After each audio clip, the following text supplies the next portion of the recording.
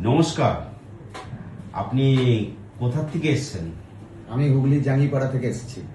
আচ্ছা, এই যে তনয় শাস্ত্রী, আপনার কাছে তনয় শাস্ত্রী যা কাজ নিয়েছে সেই কাজগুলো কি কমপ্লিট করতে পেরেছে? হ্যাঁ, আমার আমার 100-এর উপর সাকসেসিটি আমি পেয়েছি দাদার কাছে এসে। থ্যাংক ইউ সো মাচ এটার জন্য বলার জন্য।